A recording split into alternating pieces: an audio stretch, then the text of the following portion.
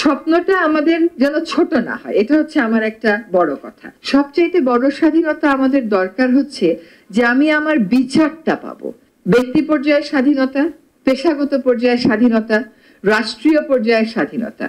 আমার কাছে হচ্ছে আমি যে মত প্রকাশ করতে পারছি, আজকে যে কথাগুলো বলতে পারলেন, এই কথাগুলো কোনোদিন তো বলতে পারেননি। কতদিন আগে মায়ের ডাকের একটা অনুষ্ঠানে গেলাম জাদুঘরে, ওরা বললো এই জায়গায় যে আমরা অনুষ্ঠান করতে পারবো আমরা কোনোদিন ভাবতেই পারিনি, কারণ বেশিরভাগ সময় তাদেরকে রাস্তায় অনুষ্ঠান করতে হয়েছে। তারা একটা হল ভাড়া নিলে দেখা গেল ওইটা ক্যান্সেল করেছে, ওই হলটা বন্ধ করে দিয়েছে, ওদেরকে করতে দেয়নি।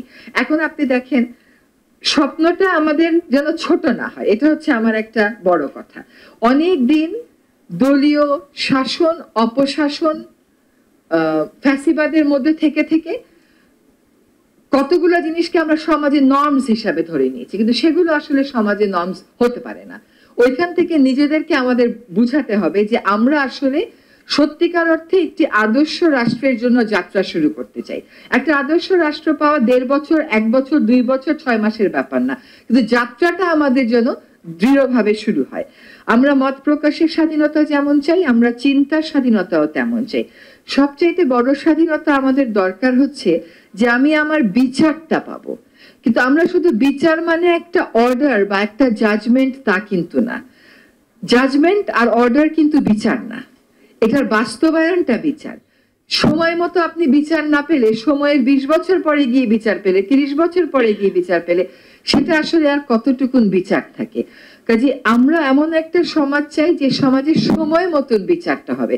সময় মতন বিচার হলে, এখন আমি চলে গেলে আমার বিচার হবে, আপনি চলে গেলে আপনার বিচার হবে, এমনই যদি বিচারের সিস্টেম হয়ে দাঁড়ায়, তাহলে সেইগুলো তো আসলে আর সুবিচার হলো না, ইনসাফ হলো না। ইনসাফ বলে আমরা যা বুঝি, আমাদের কতগুলো স্বপ্ন সাদা কালো, কতগুলো স্বপ্ন খুবই রঙিন, কতগুলো স্বপ্ন আমার মনে হয় খুবই সাজানো, কতগুলো স্বপ্ন আবার খুবই বিক্ষিপ্ত। আমার একটা আহ্বান থাকবে যে এখন যেহেতু আমরা কথা বলতে পারছি, আমরা যত সমালোচনা করার দরকার করি, আমরা কনস্ট্রাকটিভ থাকি, ফোকাসটা যেন আমাদের নষ্ট না হয়ে যায়।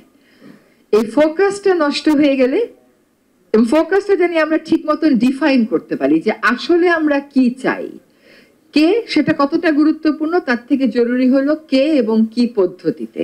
এই পদ্ধতিটা যেন আমরা ঠিক করে ফেলতে পারি। আমরা স্বপ্নের কিছু বাস্তবায়ন শুরু হয়নি এটা আমি বলছি না। এই ঘরে, এই দেশে এখন খাদিজা মুক্ত। আজকে রেজাউল সাহেব নাম ধরে ধরে কথা বললেন, প্রীতমকে জিজ্ঞাসাবাদে কি বলেছে এই কথাটাও বললেন। কিন্তু এখানে আয়না ঘর এখন হয়তো ইনশাল্লাহ আর কোনোদিন আর আমাদের দেশে দেখতে হবে না। আমরা গুমের কনভেনশনে স্বাক্ষর করেছি, মানে অনুস্বাক্ষর করেছি। এগুলো তো স্বপ্ন বাস্তবায়নের প্রক্রিয়া। খুব দ্রুততার সাথে হয়তো আমরা চাই, খুব দ্রুততার সাথে হয়তো হচ্ছে না, পদ্ধতি নিয়ে অনেকের হয়তো আপত্তি আছে। আমরা সবগুলো কথা যেন বলি, সবগুলো কথা শোনা হয়, সবগুলো কথা পড়া হয়, সবগুলো কথা বিবেচনায় নেওয়া হয়। যেমন কোথাও একটা কাউকে নিয়োগ দেওয়া হলে সাথে সাথে অনেককে নিয়োগ দেওয়া হলে বলা হচ্ছে না ও ভালো না, সেটা কিন্তু বিবেচনায় নিয়ে বদলানো হচ্ছে।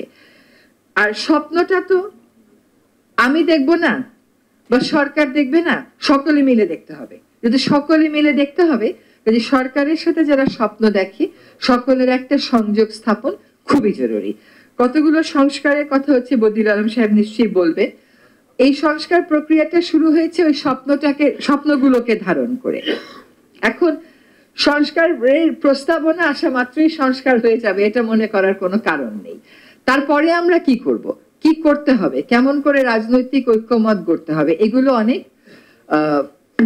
বড় পরিসরের কাজ আমাদেরকে করতে হবে, সকলকে মিলেই করতে হবে।